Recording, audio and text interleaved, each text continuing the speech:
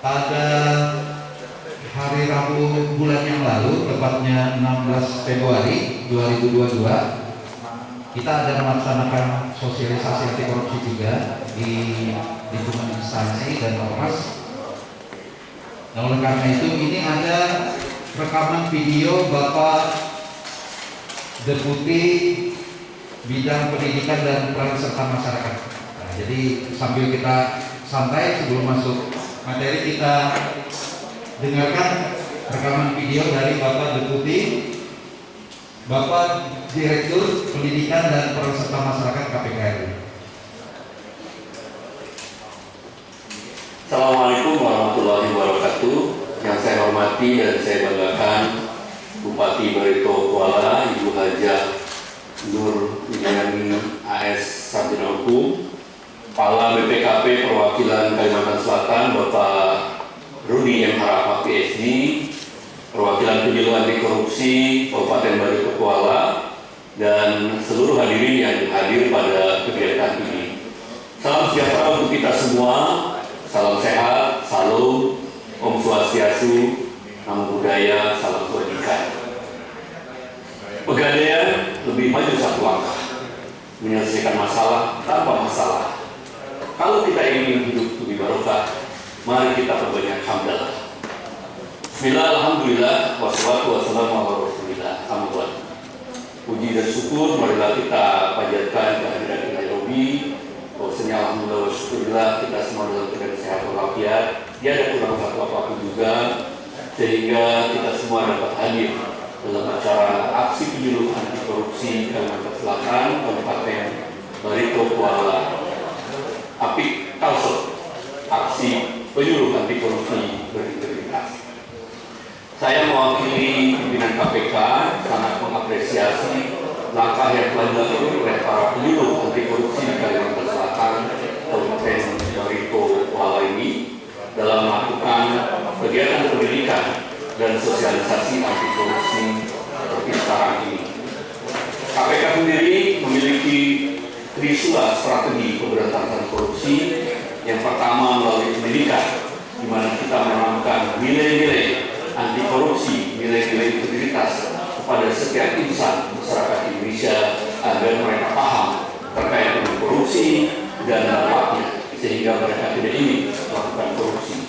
Yang kedua adalah melalui pendekatan pencegahan, yaitu memperbaiki sistem administrasi, kelembagaan maupun kementerian, tentunya agar tidak bisa korupsi. Dan pendekatan yang terakhir adalah penindakan. Dengan penindakan tentunya menjadi sebuah efek jerah bagi masyarakat agar takut untuk melakukan korupsi. KPK terus berkolaborasi dengan berbagai pihak, termasuk lembaga dan masyarakat tentunya, dari seluruh lapisan masyarakat untuk melakukan bersama-sama, berkolaborasi, melakukan pemberantasan korupsi. Dan kita paham bahwa korupsi itu bukan lagi hanya membahas terkait dengan persoalan kerugian negara, tapi korupsi sekarang sudah masuk ke aktivitas sehari-hari masyarakat dan sangat mempengaruhi sendi-sendi kehidupan kita semua. Untuk itu, dalam upaya pencegahan korupsi tentunya perlu dilakukan sosialisasi dan kampanye anti korupsi, kampanye nilai-nilai anti korupsi kepada seluruh masyarakat. Dan kita tahu nilai-nilai anti korupsi yang kita sebut dengan Jumat bersepeda kakak. Jumat jujur, mandiri, tanggung jawab, bersepeda berani, sederhana, peduli, disiplin, adil. Dan kakaknya adalah kerja keras. Bapak dan Ibu sekalian, kegiatan edukasi dan kampanye anti korupsi ini sangat baik jika terus dilakukan secara periodik, karena kita tidak pernah ada jaminan orang tidak akan melakukan korupsi. Ada niat, ada kesempatan, orang selalu bisa melakukan tindak pidana korupsi. Bapak dan Ibu sekalian, LSP atau Lembaga Sertifikasi Profesi di KPK yang khusus sertifikasi mengenai anti korupsi sampai Desember 2021 sudah menghasilkan 2047 penyuluh anti korupsi yang tersebar di 34 provinsi dan seluruh kementerian dan lembaga yang ada di pusat. Termasuk di Kalimantan Selatan ini ada namanya APIK Kalsel. ini kita jadikan AP Culture ini menjadi partner kita semua dalam melakukan pencegahan tindak pidana korupsi. Mari jadikan diri kita bermanfaat untuk diri sendiri, keluarga, dan masyarakat Indonesia untuk mewujudkan Indonesia yang lebih maju dan bebas dari korupsi. Semoga acara ini berjalan dengan lancar dan bermanfaat bagi kita semua. Bernyanyi tanpa musik namanya akapela. Penyanyinya tetap disebut musisi. KPK memberikan apresiasi pada Barito Kuala untuk bersama-sama mencegah korupsi. Demikian, wallahul muwaffiq ila aqwamit thoriq. Wassalamualaikum warahmatullahi wabarakatuh. Terima kasih. Barito Kuala. Tolong. Barito Kuala. Barito Kuala. Tepuk tangan untuk kita semua. Terima kasih Bapak Ibu. Nah, jadi ulun mohon ampun maaf lah Bapak Ibu lah. Kadang-kadang maksud menggurui ini dan itu semuanya ada. Tapi ini akan kita bersama supaya kejadian yang di kabupatennya Kawan Ulun ini ada kejadian buat kita. Harapannya seperti itu Bapak Ibu. Amin.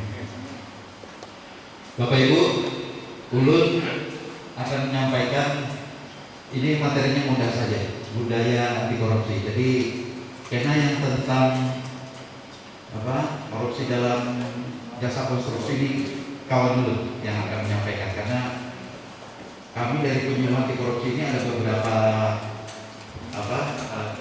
bidang galian. Nah, kalau ulun ini kebetulan ada di Pemda, jadi lebih banyak kegiatan-kegiatan penyuluhannya, banyak bepader jadi.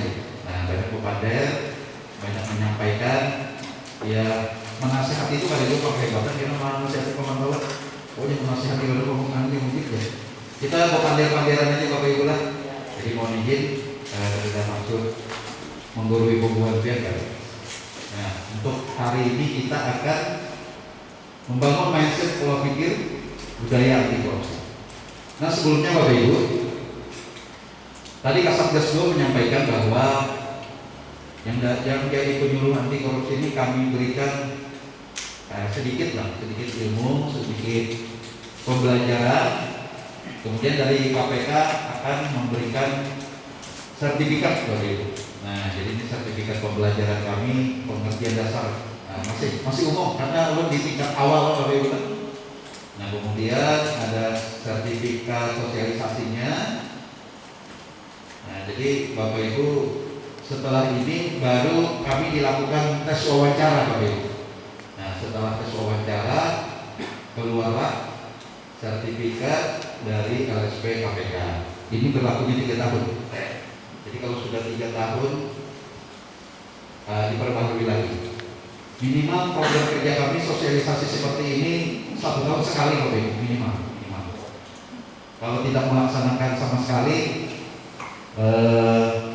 sertifikatnya akan dicabut oleh KPK. Dan kemudian untuk kegiatan kami, karena dia peran serta masyarakat, jadi sifatnya penyuluh anti korupsi ini tidak berada secara struktur di pemerintahan, tidak ada. Meskipun turun pegawai di inspektorat Bapak Ibu lah, tapi penyuluh anti korupsi bukan dalam strukturnya inspektorat. Nah, tetapi kami langsung di bawah binaannya KPK. Nah, oleh karena itu ada informasi-informasi dari KPK ini kami sosialisasikan Bapak Ibu semuanya. Insya Allah berikutnya kita ada program namanya Desa Anti Korupsi. Namun kita berkeliling ke desa-desa, tapi oleh anggota DPR di Kabupaten Barito Kuala audiensi dulu dengan mereka sebelum ke desa-desa pemilik oleh. Karena kalau masuk ke desa buat anggota dewan bapak ini pemilik ya seperti itu Bapak Ibu lah. Nah Bapak Ibu, ini dasar hukum kita Undang-Undang 28 tahun 99 tentang penyelenggaraan negara yang bersih dan bebas dari KKN. Sering ya kita mendengar Bapak Ibu lah kalimat bersih, kalimat bebas dari korupsi, kolusi dan nepotisme. Nah, oleh karena itu kita akan memberikan pemahaman Bapak Ibu sedikit aja tentang apa itu bersih, apa itu korupsi, kolusi, dan nepotisme. Nah, sehingga kita ada punya gambaran bahwa ternyata yang bersih itu seperti ini, yang KKN itu seperti itu. Nah, kemudian dasar hukum yang kedua adalah Peraturan Daerah Kabupaten Baritokuala Indah nomor 1 tahun 2015. Jadi sebenarnya duluannya Perda kita tentang adanya kunjungan anti korupsi di Batola ini. Nah, ini dalam prioritas pembangunan ke-10 Batola bebas KKN. Jadi seiring dengan RPJMD Kabupaten Baritokuala kunjungan anti korupsinya ada, ayo kita sama-sama mewujudkan Batola bebas KKN. Nah, Bapak Ibu, yang berikutnya ada 3 strategi pemberantasan korupsi ini Bapak Ibu. Supaya ada terjadi korupsi, maka ada 3 upaya yang kita lakukan bersama. Yang pertama, represif. Nah, ini hanya dilakukan oleh aparat penegak hukum. Nah, jadi kalau KPK bertangkapan, jaksa bertangkapan, polisi bertangkapan, ini tugasnya adalah memberantas korupsi, represif secara hukum. Yang kedua adalah perbaikan sistem. Nah, untuk perbaikan sistem ini dilakukan oleh BPKP Prokalsel dengan turunannya kita di pemerintah kabupatennya ada Inspektorat Kabupaten Baritokuala. Nah, jadi kalau misalnya Bapak Ibu suatu saat misalnya nih ada dilakukan pembinaan dan pengawasan oleh inspektorat, nah itu dalam rangka perbaikan sistem Bapak Ibu, untuk perbaikan sistem. Jadi misalnya ini kurang ini ya, dari inspektorat kurang ini, maka Bapak Ibu bisa melakukan perbaikan atau kewajiban melakukan pembenahan, tergantung nanti dari hasil pemeriksaannya. BPK misalnya sama ya, BPK, BPKP, inspektorat misalnya ada melakukan kegiatan pemeriksaan pekerjaan misalnya dalam pengadaan dan barang dan jasa ini, Bapak Ibu misalnya diminta untuk melakukan perbaikan kegiatan atau rekomendasinya diminta mengembalikan sejumlah dana untuk pekerjaan yang belum maksimal misalnya, itu dalam rangka perbaikan sistem. Jadi Bapak Ibu kalau misalnya diminta untuk melakukan itu, Bapak Ibu silakan perbaiki dalam waktu 60 hari. Nah, yang berikutnya edukasi dan kampanye. Nah, ini tugas kami Tim Hulu Anti Korupsi. Jadi tugasnya kami di sini edukasi dan kampanye. Jadi tugasnya banyak berpandai lah Bapak Ibu lah. Mungkin juga itu tukang pandai lagi. Jadi memang tugas kami di edukasi dan kampanye. Nah, ini Ulun alhamdulillah tahun ini sudah yang ketiga ini kegiatan sosialisasi dan kampanye ini. Nah, yang keempat nanti menyasar ke desa-desa lagi. Nah, berikutnya Bapak Ibu, nah sekarang kita apa sih itu korupsi itu?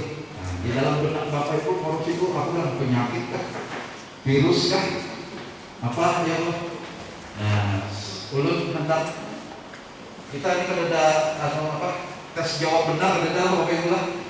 Jadi kan pelajaran aja kita. Kalau menurut Pian, nah menurut pengertian Pian aja, korupsi itu kira-kira apa gitu Bapak Ibu? Memintakan Pak Hadi. Nah, silakan Pak. Korupsi itu ya menurut saya sogok menyogok. Tepuk tangan untuk Pak Hadi. Katanya korupsi itu adalah sogok menyogok. Nah, katanya Pak Hadi lah, dari kata ulun lah. Nah, berikutnya siapa lagi yang mau berpendapat korupsi itu apa? Silakan. Ini sahabat saya ini.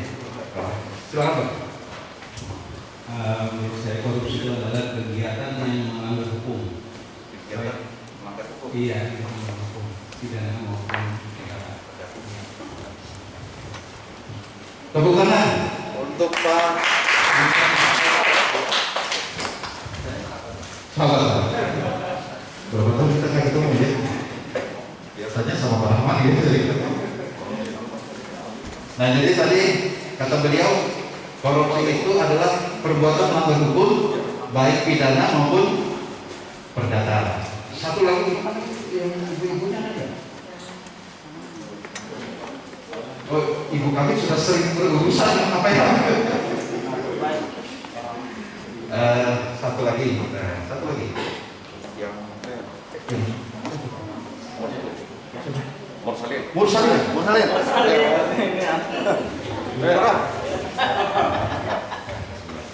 Korupsi kalau menurut kami, kalau bahasa pajarnya itu maling, Pak. Maling. Ya. Dicuri. Ya. Sesuatu yang bukan dan itu merugikan baik negara atau orang lain. Gitu. Tepuk tangan. Jadi korupsi adalah maling, mencuri, meminta hak orang lain menjadi hak kita. Bapak Ibu, untuk pengertian korupsi yang jelas menurut KPK RI adalah kita putar videonya. Nyalakan videonya Bapak Ibu lah. Kalau lu nyalakan kita silakan video itu. Yang nah itu ya, nah, silakan menyaksikan. Pusat Edukasi Anti Korupsi KPK mempersembahkan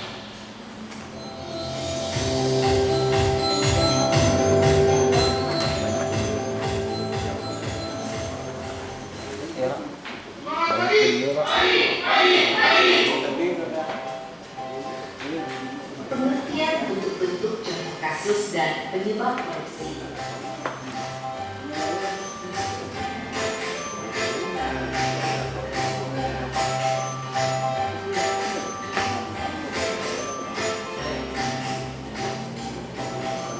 Secara harfiah, korupsi atau koruptio yang berasal dari bahasa Latin berarti tusuk. Beberapa pakar juga menyampaikan pendapatnya mengenai pengertian korupsi. Salah satunya,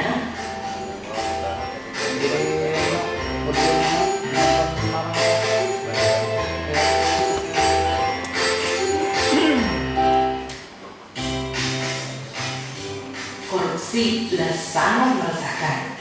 Maka banyak lembaga-lembaga anti korupsi didirikan. Salah satu dari lembaga ini juga mengemukakan pengertian korupsi, yaitu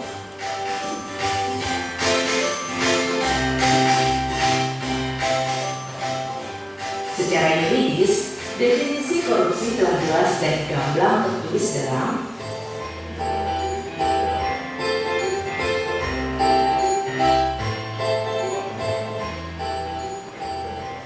definisi tersebut kurang lebih memiliki inti arti, yaitu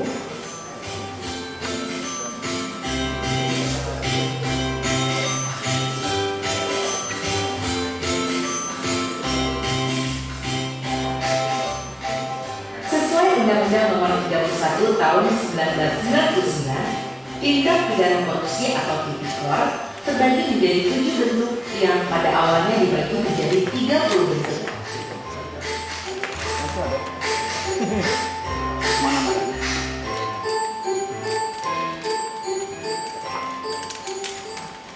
Pertama, merugikan keuangan negara.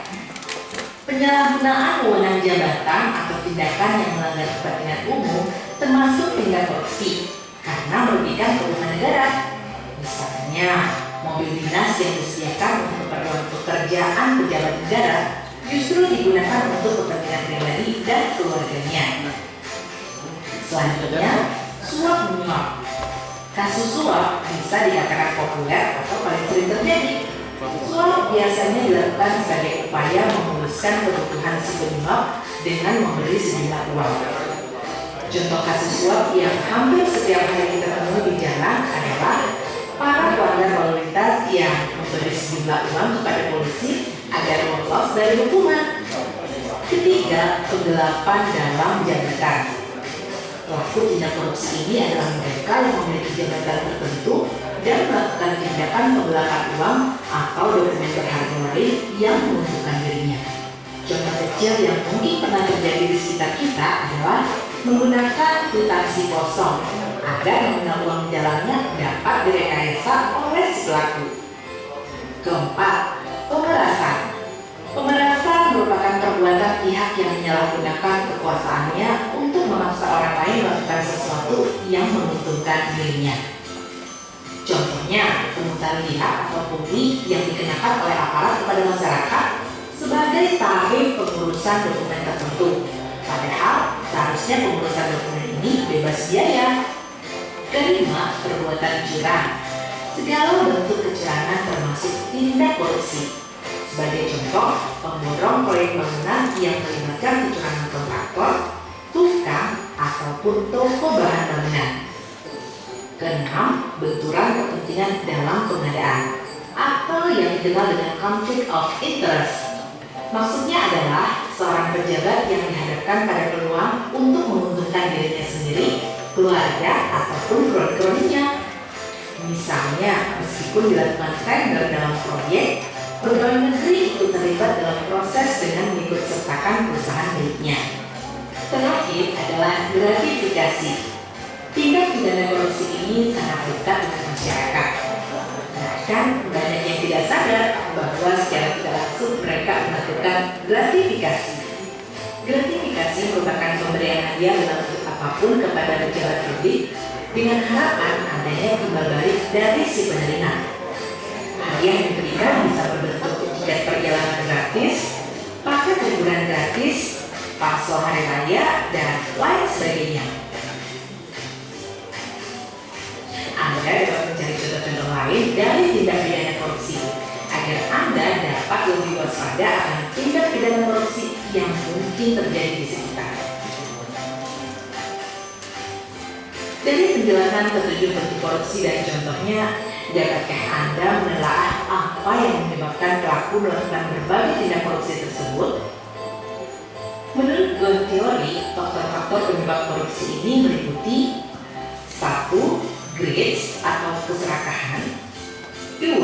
Opportunities atau kesempatan, 3. Needs atau kebutuhan, dan 4. Exposure atau pengungkapan yang berarti konsekuensi yang dihadapi oleh pelaku kecurangan apabila pelaku terbukti bersalah.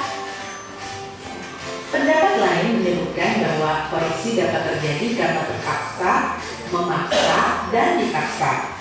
Anda dapat mencari tahu lebih lanjut tentang ketiga penyebab korupsi tersebut untuk meyakinkan Anda bahwa motif pelaku dalam melakukan korupsi itu beragam. Setelah mempelajari tema ini, maka Anda akan lebih disiplin, jujur, dan bertanggung jawab dalam melakukan apapun sebagai upaya untuk menghindari berbagai tindak korupsi.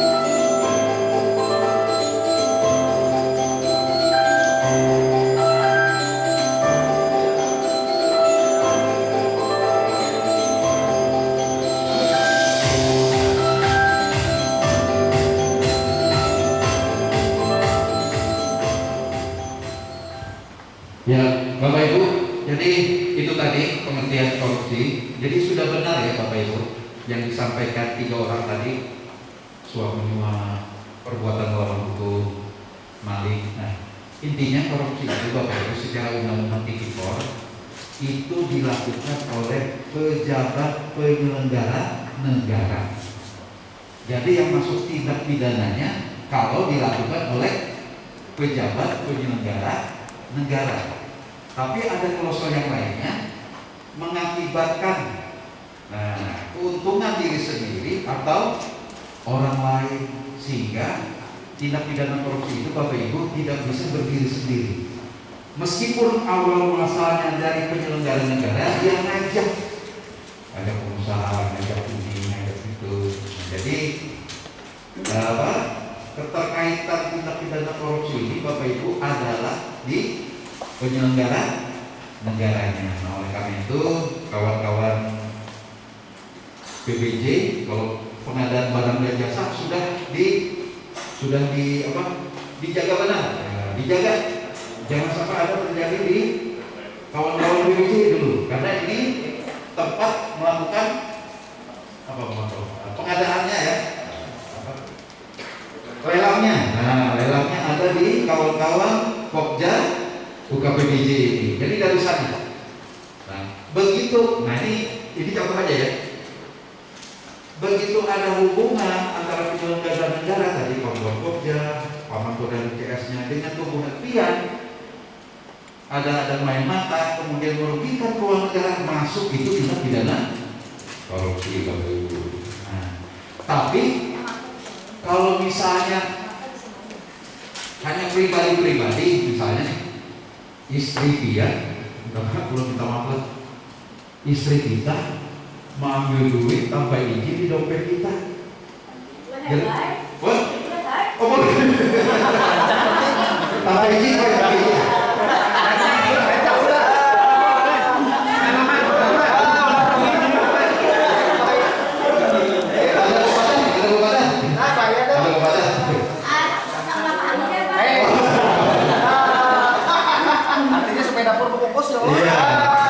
Nah, kalau itu terjadi, Bapak Ibu, itu tidak masuk dalam tindak pidana korupsi karena dilakukan bukan oleh penyelenggara negara. Jadi waktu nikah sudah.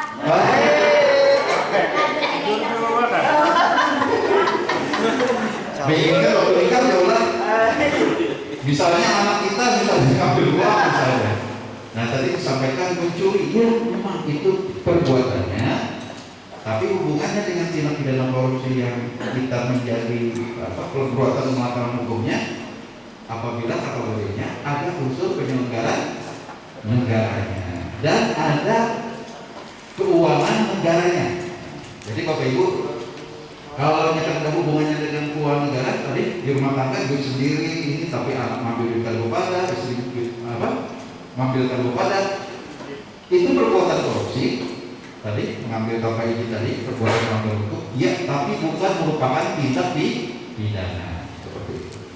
Jadi kalau misalnya ulun dijadikan saksi oleh kawan-kawan KPH, begitu kita menelaah sebuah kasus, kamu yuk ini perbuatan melanggar hukum atau tidak? Nah, seperti itu. Jadi kategorinya penyelenggara negara atau bukan, merugikan pihak lain atau tidak, dan merugikan keuangan negara atau tidak.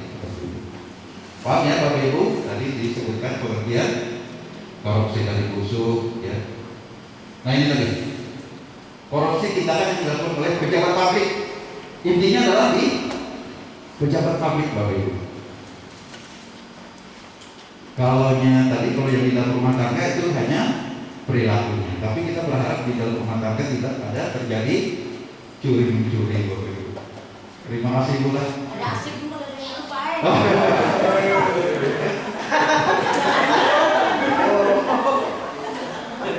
Nah, Bapak Ibu, tadi disebutkan ada 7 tindak pidana korupsi.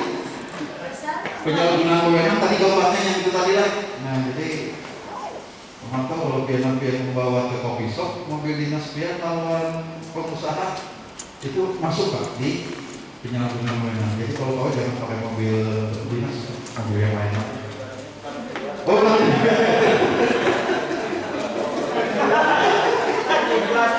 pelatih dulu. Oh, platnya 2 ya. Jadi Bapak Ibu pengusaha, kalau dia dibawa pejabat pabrik perjalanan kemana, melihat ada plat abang atau mobil dinas, pakai plat pribadinya. Maksudnya pakai mobil pribadi gitu. Atau mobilnya hubungan pian. Yang kedua swap menyuap tadi disampaikan ya, swap menyuap tadi. Jadi swap menyuap ini pemberian untuk memuluskan sesuatu. Nah, tapi hubungannya dengan pejabat publik ya. Pejabat publik. Penggelapan dalam jabatan. Nah, tadi mengisi, contohnya dalam mengisi apa? Kwitansi kosong. Ini kawan-kawan di pemerintah ya. Atau hubungan pihak misalnya apa? Pas ada yang datang, Pak kawan minta nota kosong ya. Nah, kemudian pemerasan. Nah, pemerasan ini Bapak Ibu sama dengan pungli ya, pungutan liar. Jadi kalau yang ada membari ya, kada ulun apa? Kada ulun kerusakan. Nah, seperti itu. Ini kita sudah ada surat dari Bupati Baritokuala untuk larangan pungutan liar di semua SKPD dan di BKD. Nah, jadi Bapak Ibu yang kebetulan istrinya pegawai negeri sipil, itu pengurusan di BKD semuanya gratis kan, Bapak Ibu, tidak ada berbayar, ada surat dari Bupati. Kemudian ada perbuatan curang. Nah, ini perbuatan curang ini Bapak Ibu adalah perbuatan yang melakukan pengurangan pekerjaan, pengurangan mutu dan sebagainya. Kalau Bapak Ibu menggawi programnya pemerintah masuk ya kriterianya karena sumbernya adalah sumber uang negara. Tapi kalau Bapak Ibu menggawiakan usaha mengerjakan sebuah bangunan ternyata disuruh pihak lain yang tidak ada sumber dananya dari negara, kemudian ada kurang-kurang sedikit tergantung yang menyeluni duit, aku maafkan aja misalnya. Tapi kalau hubungannya dengan uang negara, maka Bapak Ibu diminta untuk memperbaikinya. Kemudian benturan kepentingan dalam pengadaan. Nah, ini kalau pejabat pabrik ikut-ikutan, ikut-ikutan umpat pengadaan di PPJ ada yang isi CP-nya apa? Pok Jabe itu ada isi CP ada. Pak Haji Jahri ada CP kok. Oh, ada. Nah, jadi hubungan Pok Jabe itu ada CP-nya, ada isi CP lah Pok Jabe. Nah, ada. Jadi bobotnya lalu kita bermain ini apa?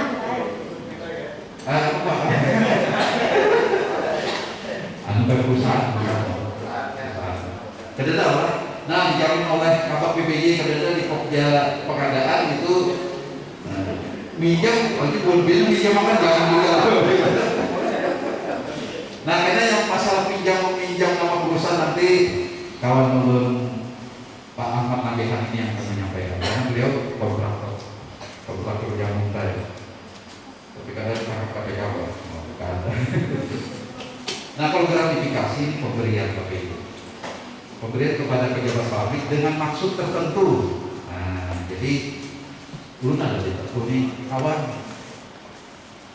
camat, kawan camat Bapak Ibu pengusaha, menunjuk dia, Pak Dida, maka hubungan apa yang menggawi usaha di wilayah kecamatan ini, bukan pengusahanya kan lapor Pak Camat. Nah, kami ada pekerjaan di wilayah Dian menggawi ini dijulung dalam surat. Pas kami buka, mau dibayar, ada duitnya. Itu kayak apa ya? Nah, julun seperti ini. Lihat baca suratnya itu. Kalau pian suratnya masih belum pas, karena ditambahi suratnya kalau regular. Kan tulisnya kami menyampaikan kegiatan ini, mohon bantuan untuk dilakukan pemantauan atau monitoring. Maka dulu non Pak Camat yang diberi pengusaha itu yang gunakan dalam bentuk kegiatan transportasi untuk melihati kegiatan perusahaan itu. Nah, aku dulu tapi Pak Camat jangan memaksa lah di rumah. Misalnya menelpon, si Piano ada WP di sini, ada data kalau nanti, nah ini yang salah itu. Tapi kalau pengusahanya datang, Pak Camat, ini kami ada kegiatan, mohon dilihatlah usaha kami, karena melakukan monitoring dan melihat tempat kegiatan yang di wilayah kecamatan itu bukan tugas camat Bapak Ibu.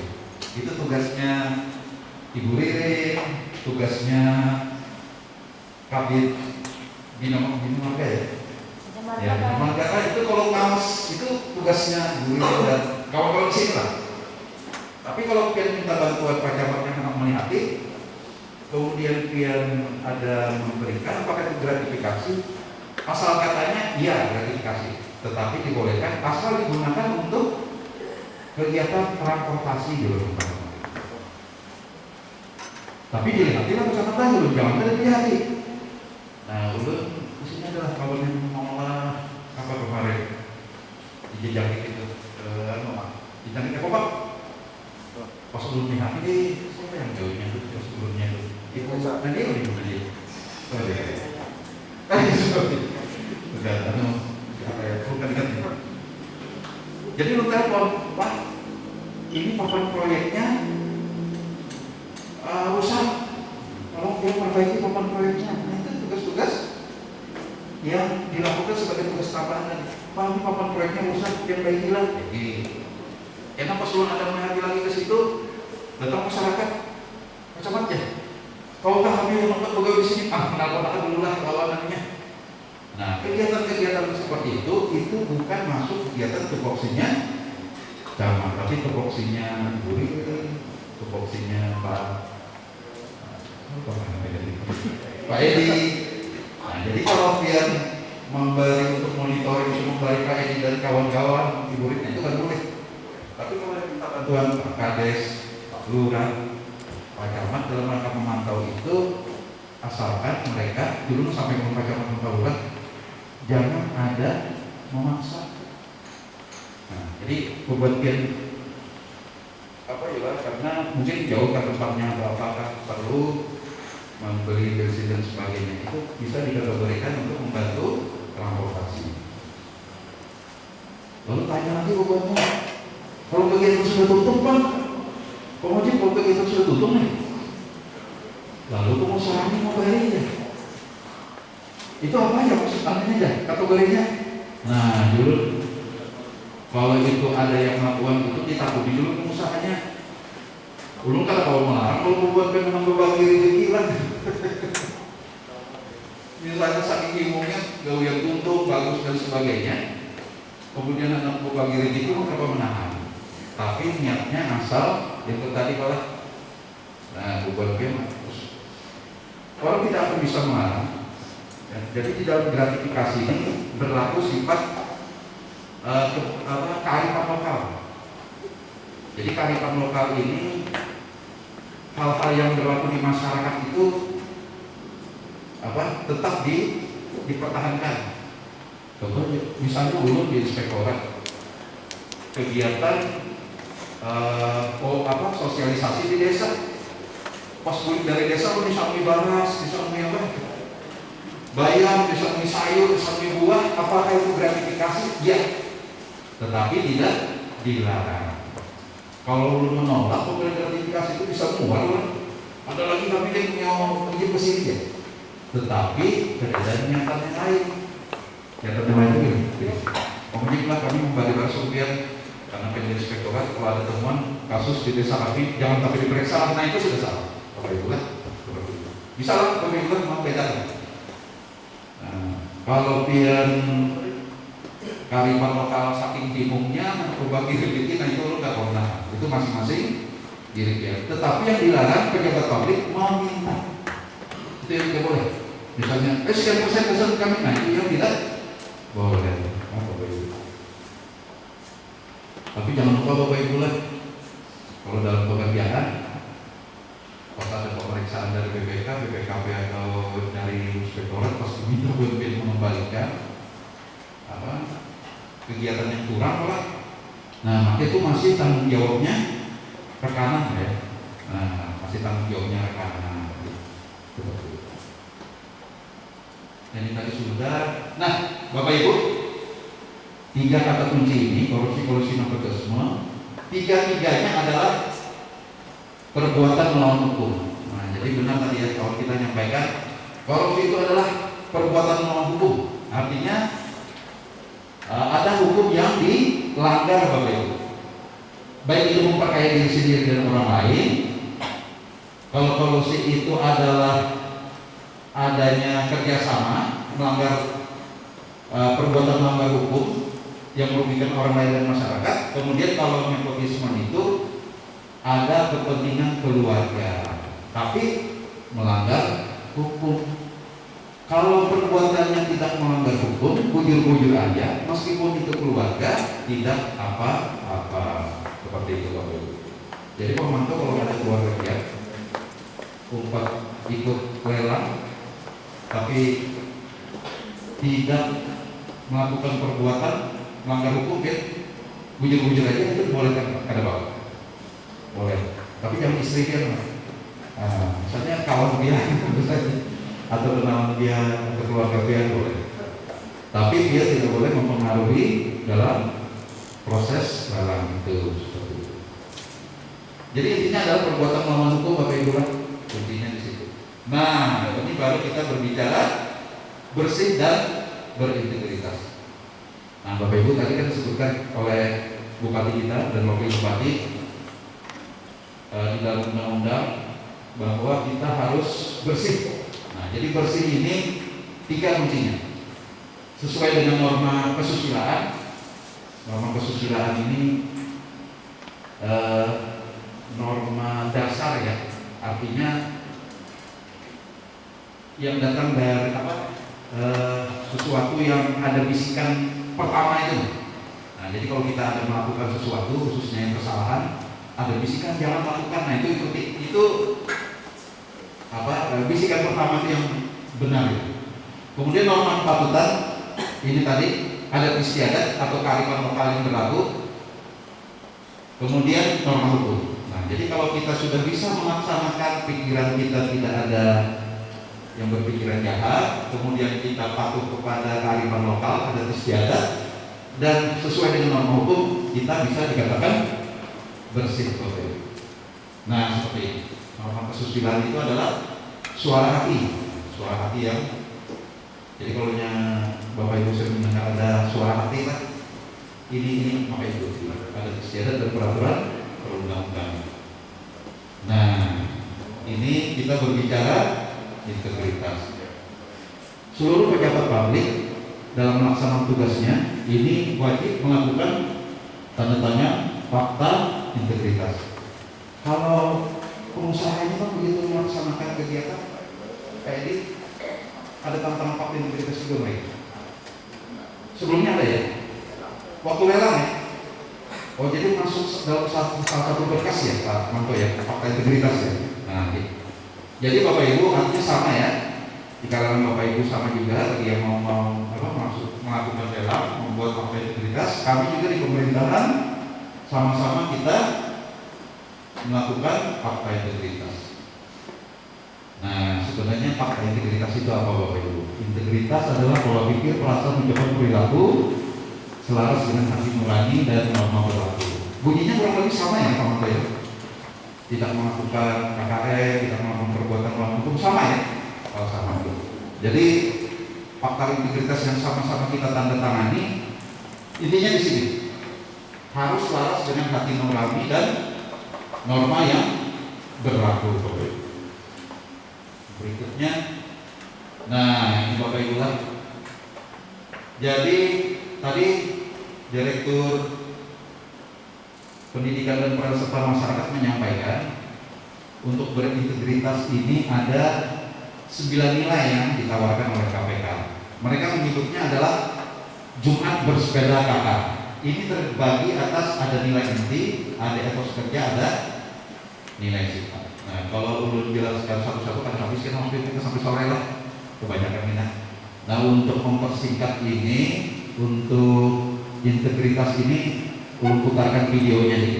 Nah, video sajak integritas oleh kawan-kawan penyuluh anti korupsi se-Indonesia. Selamat menyaksikan.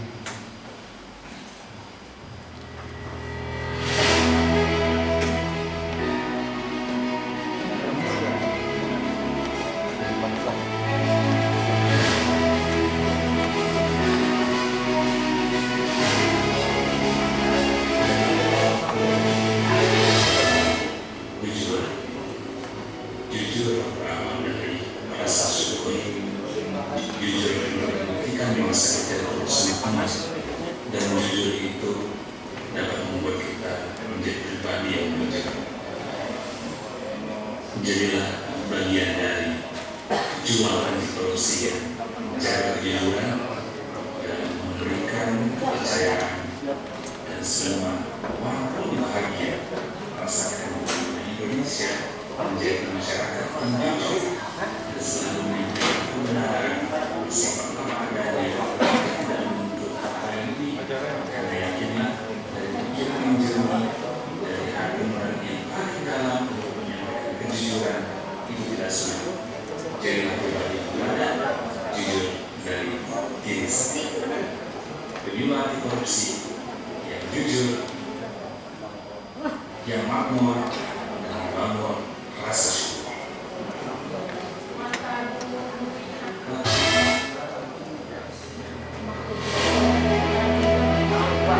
Kita ulang Bapak Ibu lah.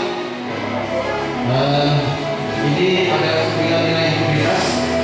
Kita banyak-banyak lihat video aja.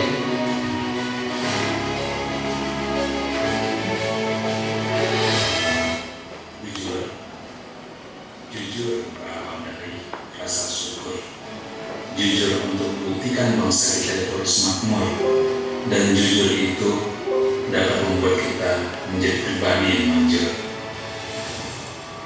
Jadilah bagian dari pejuang anti korupsi yang menjaga kejujuran dalam memberikan kepercayaan, dan semua orang pun bahagia merasakan bagaimana Indonesia menjadi masyarakat yang jujur dan selalu menyampaikan kebenaran bersifat apa adanya dan tidak menuntut hal-hal yang lebih, karena yakinlah dari pikiran yang jernih, dari hati nurani yang paling dalam menyampaikan kejujuran itu tidak sulit. Jadilah pribadi yang padan, jujur dari diri sendiri. Berilah anti korupsi yang jujur, yang makmur, dan membangun rasa syukur. Matamu melihat korupsi itu, telingamu Nah, mendengar Bapak Ibu, ini Ketua Pejuang Anti Korupsi Kalsel ya, suara. wanita Ibu Robi Ahmad. Tapi kenapa kau diam bisu? Tapi kenapa tak ambil aksi untuk itu? Mana pedulimu hai anak bangsa? Mana pedulimu nasib bangsa ini? Ayo sampaikan langkah. Peduli korupsi yang merajalela. Lihat, lawan, dan lawan. Karena pedulimu adalah anti korupsi. Kita manusia adalah makhluk sosial. Memang pada dasarnya sangat manusiawi dan semangat saling membantu dan saling tolong menolong. Tapi ingat, dalam sesuatu hal ada tolong menolong, ada sikap saling membantu yang salah, yaitu tolong menolong dalam hal keburukan. Maka dari itu, latihlah sikap mandiri, latihlah sikap berdaya, tidak menggantungkan sesuatu apapun kepada orang lain, baik instansi maupun individu tertentu. Jadilah anti korupsi yang mandiri dan berdaya. Salam anti korupsi. Negeri yang berperang. Kita ingin negeri yang aman, berpantai negeri yang damai, bermimpi negeri yang berbudi. Kita berpikir akankah negeri tercapai? Kita tidak memikirkan apa yang ingin dicapai. Gerakan disiplin, kunci perubahan, disiplin iman, jadi zaman. Disiplin anggaran, jadi harapan. Kita niatkan satu perubahan kedisiplinan sebagai satu awal